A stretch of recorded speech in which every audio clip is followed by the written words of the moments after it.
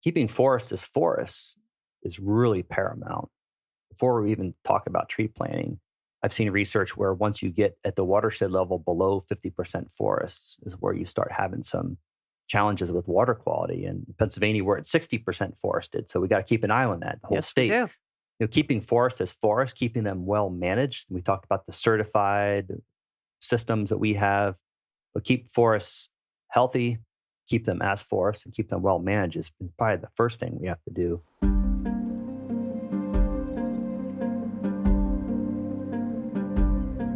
Imagine a place where stress fades, fresh air fills your lungs, and adventure awaits around every corner.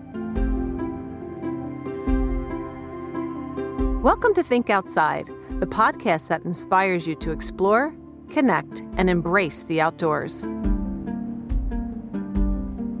Welcome to Think Outside with the Pennsylvania Parks and Forest Foundation. I'm your host, Marci Mowery. Today, we're going to explore the Pennsylvania Bureau of Forestry. With me is Seth Cassell. He is the director of the Bureau of Forestry, and sometimes he's also called the state forester. So thank you, Seth, for joining me. Yeah, thank you, Marci. It's great to be here with you this morning. I'm excited to talk about our state forest. We're fortunate in Pennsylvania to have over 2.2 million acres sustainably managed. Right. And that's a big lift for an agency. So tell me a little bit about what the role of the Bureau of Forestry is. Yeah, right. So, we have a really important mission in Pennsylvania. Our state forests are a really big part of that. We have an even broader mission than that. We conserve, steward, and enhance the commonwealth's forests. So we look at trying to provide technical assistance and leadership in conserving forests all across Pennsylvania. Everything from working with private forest landowners, planting trees along streams and rivers and in towns and communities where people live. We have roles in native plant conservation and wildfire suppression and prevention. So a lot of roles that go across the whole state, and that a lot of leadership roles. But then when we get to the state forest system, that 2.2 million acres, more than 2.2 million acres, is really a big part of the work that we do every day. And we really manage that state forest system from what we call an ecosystem management approach, really trying to understand the ecosystem and improve its health and resilience, all while providing a lot of different values for people and communities, everything from recreation, clean water, wood products, clean air, scenic driving, all kinds of different values that we manage for. So I think really our thing is it's forest, but doing a lot of things on those forests, but managing it in a healthy, sustainable way. There's a lot to unpack. That was a lot. Yeah.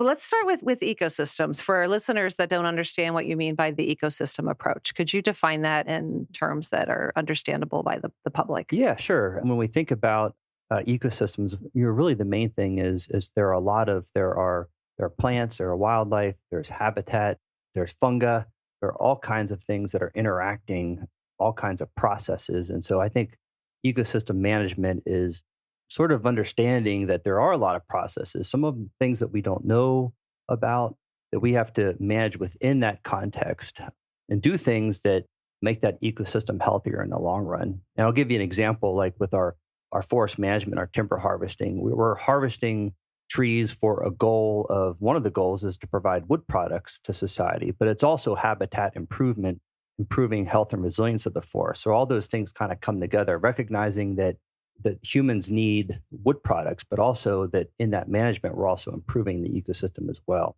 And I think you touch on an important point, because sometimes, we hear comments from people like, hey, they're cutting down the forest. Aren't they supposed to be protecting the forest? Right. And I know the enabling legislation that created what became the Bureau of Forestry, timber management is part of that, recreation is part of that. Right. And I think the third part is water. Yep, water is in there for sure. Yeah. Yeah. So it is part of what you're doing, Yeah. but you've been recognized for decades as doing that in a sustainable manner. Right. So can you talk a little bit about what that is? Yeah, absolutely. We were the first in North America to have our whole state forest system certified by the Forest Stewardship Council. And then we later in 2018 became certified by Sustainable Forestry Initiative. So we're dual certified. And what these programs do is they have international and national standards that really look at, how can a forest be managed in a sustainable way? And it includes a lot of different aspects, ecological, wood products, human use, recreation, water. And there are standards associated with these agreed upon standards in the forestry environmental community. And we manage to those standards. We do have our management plan to serve the Commonwealth of Pennsylvania, but it's managed against these standards. And every year we're looked at to make sure we're meeting those standards. And we do a really good job with that certification process. And I think it's a stamp of approval on what we're doing in the Bureau of Forestry, our employees, how their expertise in managing, and we're bringing a lot together. So we're not just, as you mentioned, just doing one thing. We're not just managing for timber wood products. We're managing for health and resilience, recreation, water, all these different things. And the certification gives us, I think it gives the public some reassurance that we are managing to that high level, helps us improve. There are always things we can improve on. And it also helps the wood products industry market the certified wood products to help increase access to markets where that's required. And I like the fact that it's not a once and done certification, right? That you're held to the standard and you're tested or right. observed so that you are maintaining that standard. Right. And those standards continue to evolve, and we welcome it. And it's a great opportunity for us every year when the auditors come to really, we open the hood of our operations, and we have high standards for ourselves. And when there are things that we can improve on, we take that to heart and try to get better, because at the end, it's improving the ecosystem and serving people. And I think Pennsylvania deserves that high level of management and stewardship of its state forest system that we deliver on year after year. Excellent. Well, we thank you for that. Yeah, thanks. Yeah. Now, you mentioned that you work beyond the 2.2 million acres, because it's the number 16 million acres of forest in Pennsylvania. Yes. Yep. So there's 16 million acres of forest in Pennsylvania. Only 2.2 million are owned by the Bureau of Forestry. Right. So that's a lot of private forest landowners. Yeah. And how do you work with those owners? Yeah. So woodlots? there's 70% of the forests in Pennsylvania are privately owned. And when you really unpack, there's research from Penn State and U.S. Forest Service, Penn State with the Finley Center for Private Forests, really looks at that land ownership. And there are 650,000 or so private forest landowners in Pennsylvania. A lot of them are smaller acreages. Don't quote me on the number, but somewhere around like 25, 50 acres is the norm. So a lot of the future of Pennsylvania's forests is really in the hands of these smaller landowners. So for us to, it's just not good enough for us to manage the state forest sustainably. It's a really important part of what we do. But for the forests of Pennsylvania, that 16.5 million acres that you mentioned, Marci, it's really important that we engage landowners, help them with some of the management challenges. And there are an awful lot of management challenges we can talk about later, but being that technical assistance, connecting them with people who can help them. Our new strategic plan, just talks about we don't just need to connect with people, we need to inspire them to be stewards as well. And so for them to take ownership of that, and we can help them, help educate, we can help with technical assistance, help them along their path, but we really want to inspire people to be stewards. It's really important for the future of our forests. Well, that does lead to the question, how do you inspire people to be stewards? Right. Well, you know what? I think the one thing that's really helpful is people love their forests. When people really get to know them, they really connect with them. And we're seeing that more and more, that there's a growing sense of connection to the land. We see this with fungi. We have a mycologist in Pennsylvania now with the Bureau of Forestry, and there's a lot of people who are connecting with mushrooms and fungi, just really interested in it. Other people connect with wildlife, seeing wildlife on their property. And some people connect through hunting and recreation. So there's all these avenues, and I think that's a really important place to start with landowners, is the values that they have, how we can help them maintain those values with, in some cases, active management and stewardship. It's really important for our foresters, when we work with landowners, to come with open ears, understanding what's important to people, and then tailoring our assistance to them with those goals in mind. But more and more people are really seeing the value. It's not just the trees up on the mountain anymore. More and more people there's deeper connections being forged that we see that's really encouraging. I've seen with some of my friends who have acreage is they find the peace. Right. It Right. brings them a sense of connection, a sense of peace, it reduces their Right. stress. Big reason why people own forest land, for aesthetics and that peace and quiet. Yes. Yeah. You had mentioned that with the state forest lands that you have a strategic plan that guides you. Could you tell us a little bit about that strategic plan? Yeah, sure. So our strategic plan, it guides our whole organization in all aspects of our mission, both on state forest and off the state forest. And I think there are a couple really kind of key shifts since our last strategic plan. It is called Forest for All. So I think it's acknowledging that part of our constitution, we're managing natural resources for all people. I think we need to recognize, for us to maintain our relevance, to enhance our public service, we have to look at things through that lens of all 13 million Pennsylvanians. Mm-hmm. But furthermore, it's an acknowledgement in our plan. So we changed our mission. Our previous mission served us well for many years, but it didn't mention people. And so these shifts are important, I think, for how an organization sees itself and how it approaches its public service and its work. And we added a whole part of our mission that says, connecting with all the people and communities we serve. And so first and foremost, we're a natural resource organization. We're a forestry organization, and we have those responsibilities. But it's important to acknowledge that we're a public service organization, and that for us to accomplish our mission, we really need to engage with all people. And we said people and communities because it's not only important to connect with people individually, but how they come together as communities too. That's important as well. So that's a shift for us in how we think. And we've always been a public service organization. But I think by putting it in our mission, it just raises its level of importance.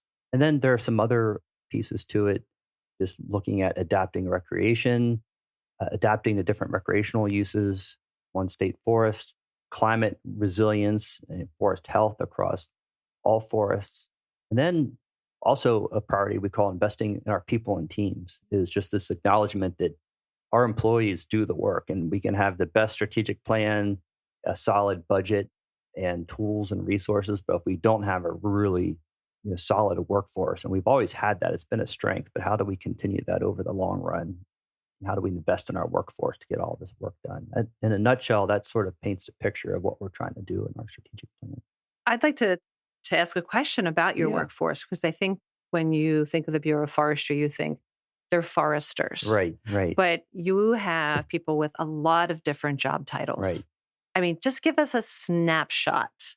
Yeah. Because we don't have time to list all of the job titles. It is. And I think we have a bulk of our workforce, we do with forestry backgrounds, and there's a lot of different kinds of foresters. We have wildlife foresters, and service foresters, and fire foresters, and resource management foresters. So there's a lot of diversity even within the forester workforce and what they do. But beyond that, I talked about, we have a conservation mycologist, we have a forest health specialist, entomologists, we have a forest health geneticist now that we just hired recently. We have invasive species ecologists. We have geologists. We have environmental education specialists, and another area that we've ramped up in the last few years, adding more environmental education specialists. Yeah, we have fire investigators, and very talented administrative staff that help us get our work done. Maintenance are probably close to half. I think last time I looked, 46% of our workforce come from the maintenance and trades. So these are the very important people who keep our roads open, keep trails accessible, maintenance repairmen and women, forest maintenance workers. It really runs the gamut. So we do have a very diverse workforce in the things that they do, maintenance and trades, natural resources, all those different roles. And they're all very important. Yeah. And I like that you painted that picture, because I think people think, well, I'd love to have a career in the Bureau of Forestry, but I'm not a forester, but that there are a lot of different opportunities for people. You also have an amazing incident response team. Right. Can we talk a little bit about them and what they do? Yeah, absolutely. So our a significant way, I think, that we provide leadership in Pennsylvania is through our wildfire preparation. We have incident management teams that have been born out of the need to respond to complex wildland fires. And, through that, these teams can respond to different types of emergencies. Recently, some of the flooding events in Tioga County, we were a big part of that. Our incident management team went up there, Westfield borough up there. We helped them out through the flooding. And that structure can help with a lot of different disasters or complex incidents. And recently we sent some folks. I wasn't the organized incident management team in full, but we sent some staff out to Philadelphia this winter to help with snow removal and during an emergency snow situation. So we find ourselves responding to all different types of emergencies and search and rescues as well, where we use some of the lessons we've learned in our incident response to do search and rescues on state forest land. So more and more we're being looked at not only for that wildland fire response, but also for emergency response. And the people involved with that are just some of the finest public servants we have. Just really good at what they do, sometimes working long hours and weekends to get the job done. Yeah. And that's appreciated. Yeah.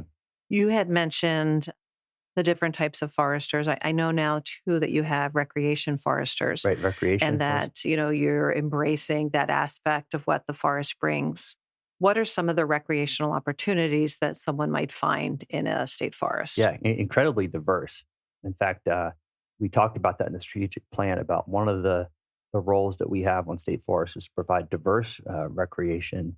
And there's having more than 2.2 million acres, large landscapes, some of the largest unbroken landscapes in Pennsylvania really gives us the opportunity to have types of recreation that maybe you can't find elsewhere.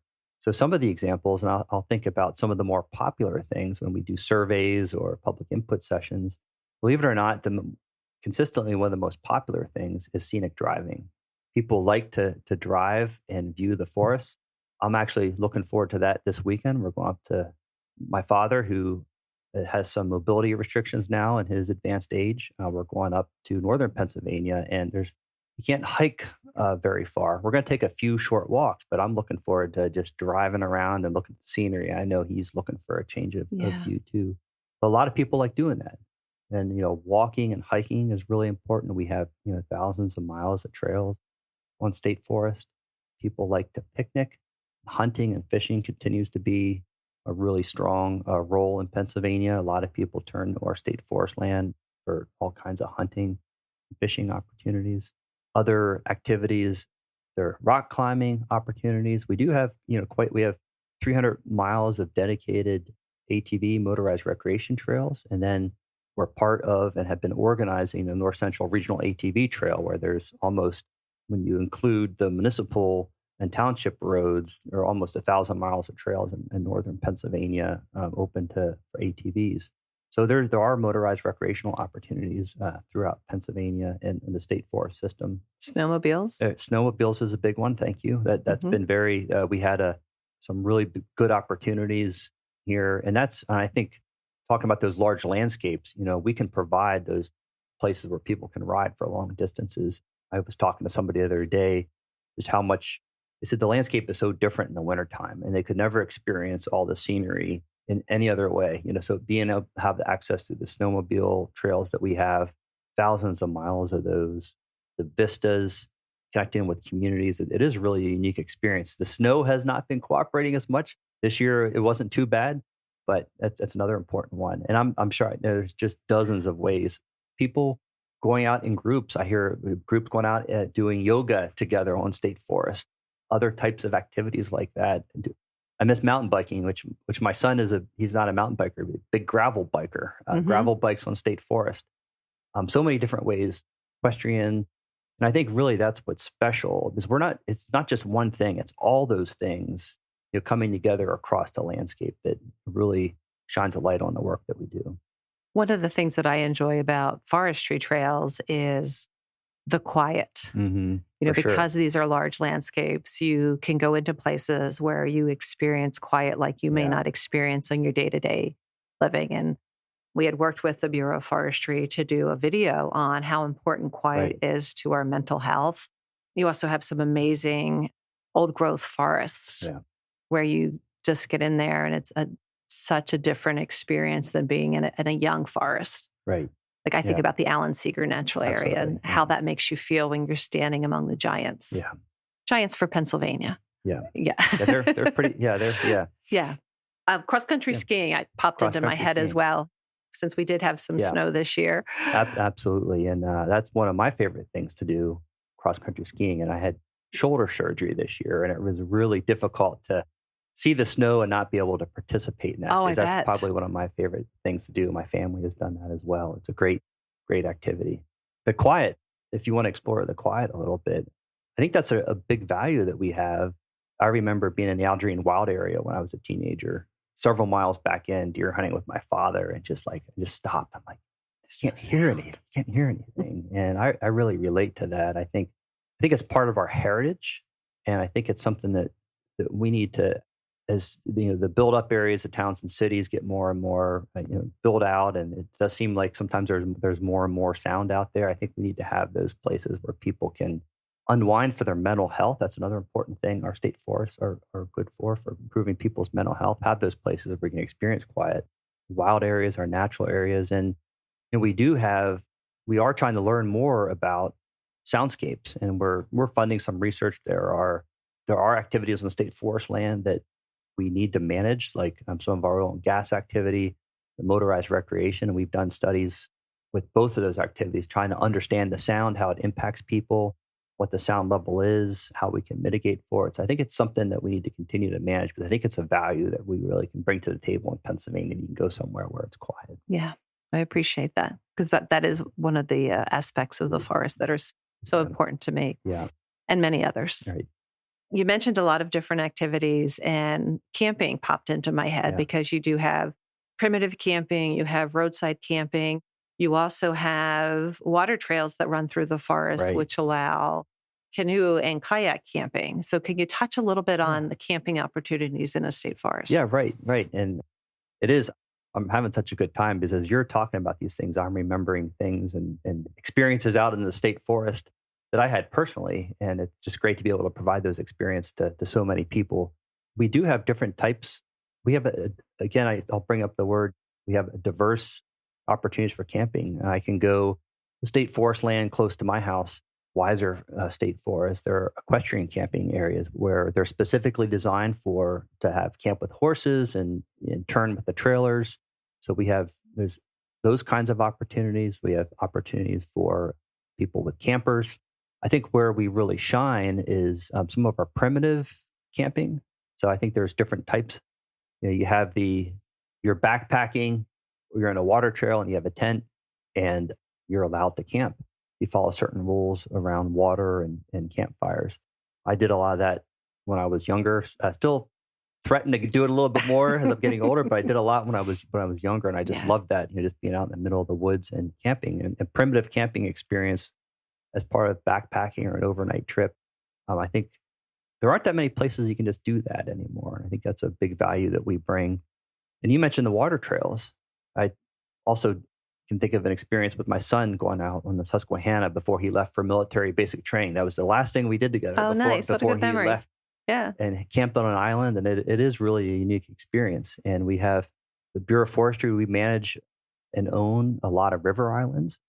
We own a lot of them just outright as part of state forest. But then there are certain ones that if they're under a certain size, or if they're not, go back to a valid warrant or patent, then by default, they come to the Bureau of Forestry as state forest land. And so there are a lot of opportunities to camp on river islands. You're out canoeing.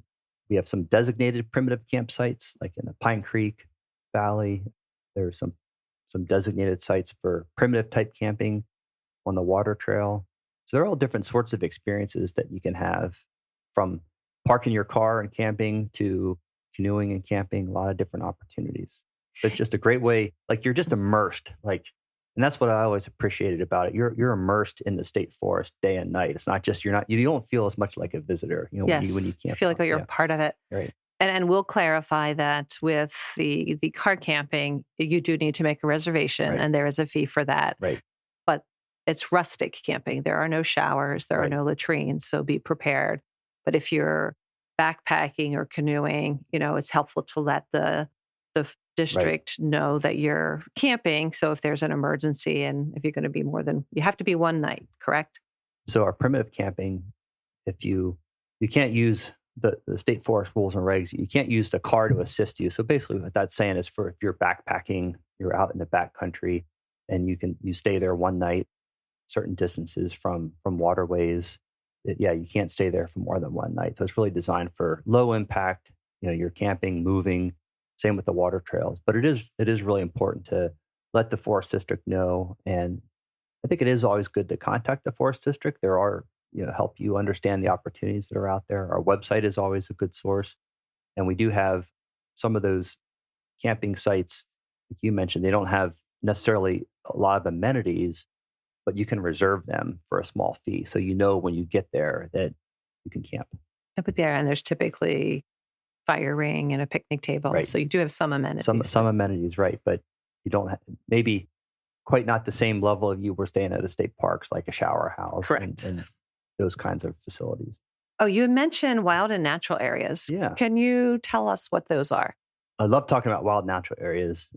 I think they're one of the treasured resources that we have in our state forest system. And so the 2.2 million acres, there are these areas that we carve out, and we put them in the same bucket. We talk about wild natural areas, but they're very different.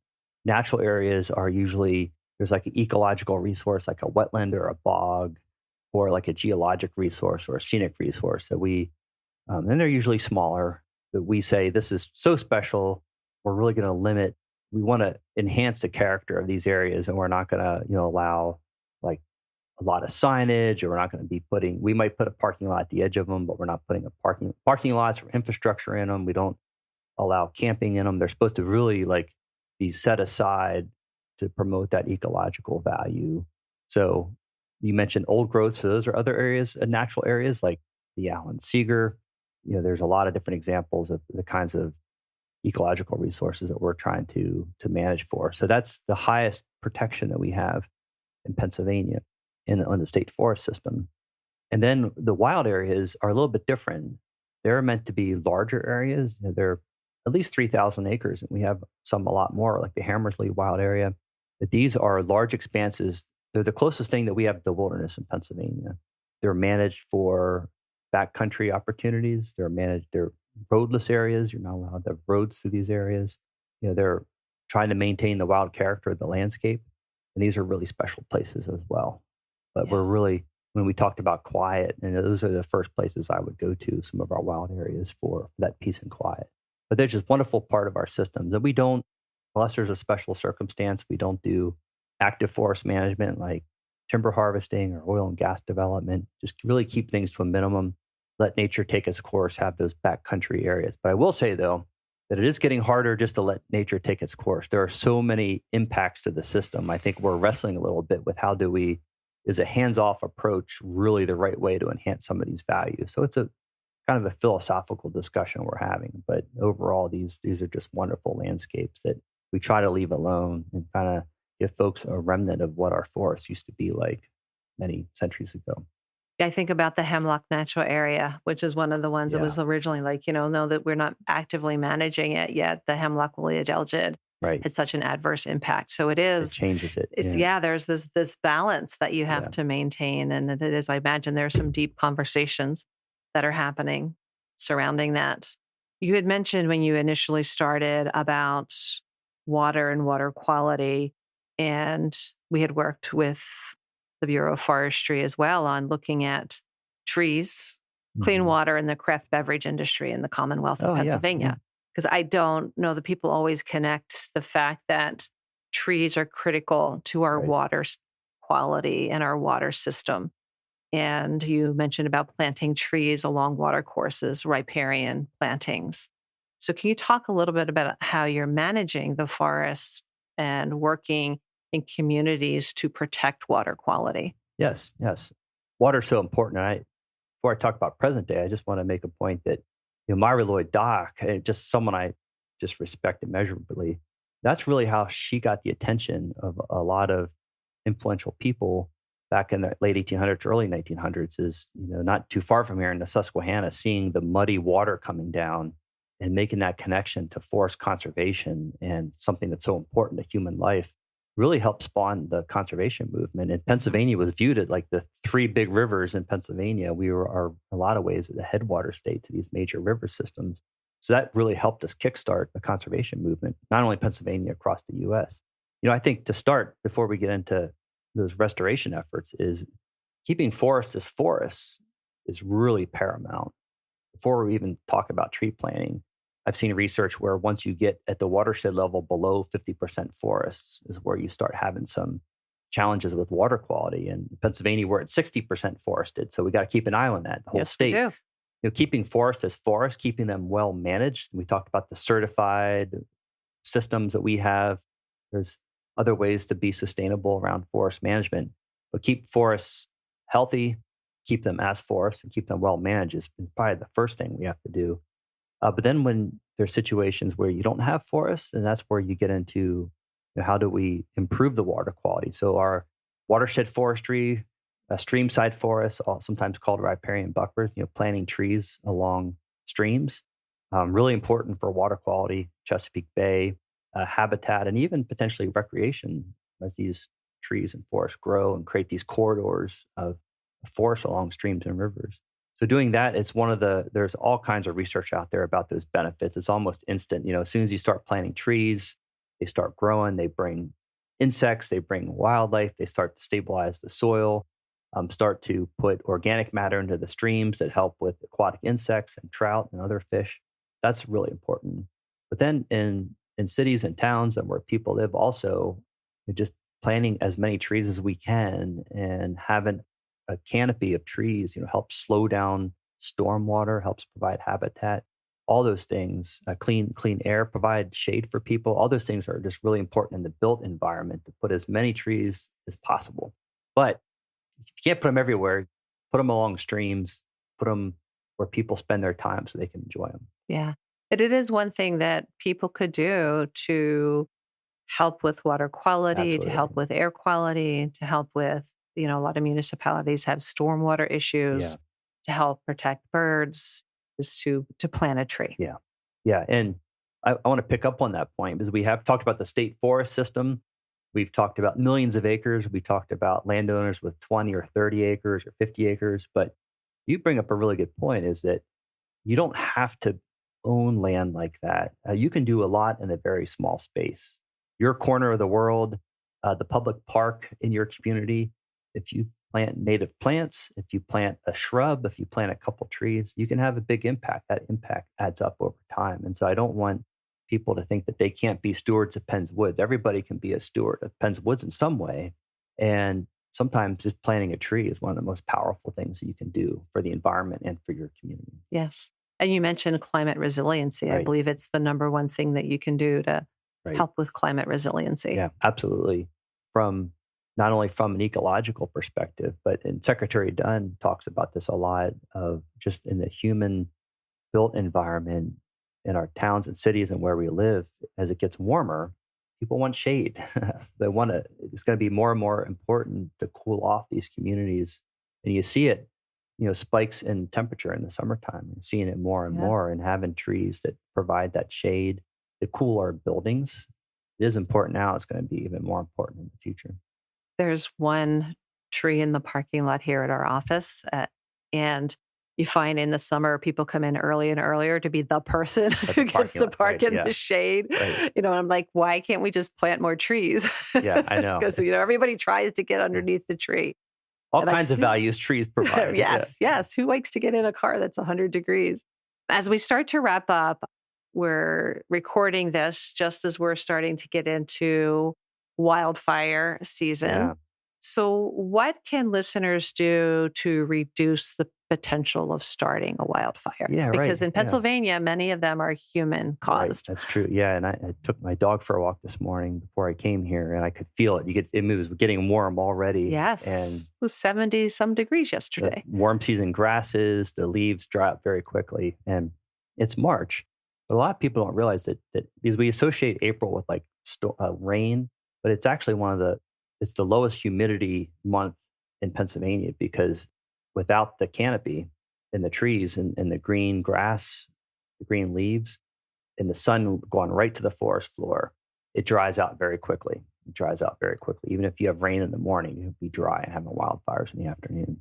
So I think one of the biggest things, most of our fires are human caused, almost in the high 90s are human caused fires. So just really being mindful of debris burning, try to avoid burning debris. If you do, there's some online resources about how to do it in a safe way. but don't do it. Monitor the wildfire conditions, and they're on our website, the Bureau of Forestry's website. You can go and see what the conditions are. But you also just can look out and see, okay, is it going to be a dry day today? A lot of people miss that, and they think it's a summer thing, but it's really a spring and fall where we see our highest wildfire danger. So be very careful if you're going to do any kind, whether it's a campfire or if you're going to burn some. A lot of people sometimes burn cardboard and things like that. We don't necessarily recommend that, but if you do that, just be very careful about when you're doing it, because that causes a lot of the wildfires that we have. And isn't there a burn ban for campfires in the state forest? In the state forest, yes, in the spring. Yeah. Spring fire season months. And we'll link to that in the show notes so people will be aware of that. We are coming to a close, but I wanted to make sure that we touched on the things that you wanted to share. We're not going to necessarily have time today to dive into all 20 forest districts, to dive into the Myra Lloyd Dock Resource Conservation Center. I'm so glad you brought Myra up. Yeah. She's one of my heroines as well. Yeah. But what else would you like listeners to know about the Bureau of Forestry? Yeah, well, we covered a lot of ground. I think maybe the one thing, and we've talked about engaging landowners and the public, but maybe I'd like to end on our partners. We can't get our work done. We do have, Pennsylvania has one of the strongest forestry programs in the nation, state forestry programs. But even still, there's so much work to do that we need our partners. And our partner, you can call it a partner ecosystem here in Pennsylvania, is really strong. And we need those partners. And I think our strongest work in forestry is when we work together. And I really just want to highlight your organization and the work that you all do and it is very much in line with our strategic plan of what we said earlier. We were talking about private forest landowners, but just fostering that sense of stewardship and ownership in our public lands, getting people to engage, channel their impulse to volunteer and be part of something greater in our public lands, our state parks and forests. The work that your organization is doing is just so important with that. We really appreciate that partnership. And we have a lot of really good partners. We help each other out. And that as a partnership ecosystem and state government ecosystem, we're delivering for Pennsylvania and really do important work that's bigger than any individual organization. Yeah. So I'd like to thank our partners. I'd like to thank Pennsylvania Parks and Forest Foundation, all the members, and then the leadership of you and your team for providing such a great service and role in all of this in Pennsylvania.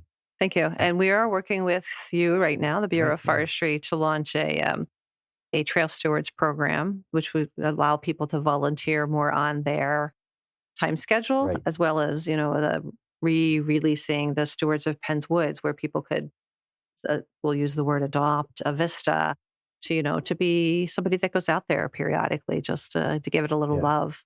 So stay tuned for more on that. So important to have that help and that engagement. Yeah. Excellent. Well, thank you, Seth. I'm so glad you were able to join us, and we'll have you back once you have your quiet study done. We'd love to hear more about that. Yeah. The irony, we'll talk about quiet. Right. We'll do it quietly. Yes, we will. Thanks. Thank you so much. This was really enjoyable. I really enjoyed talking about it. This was fun. So, thanks.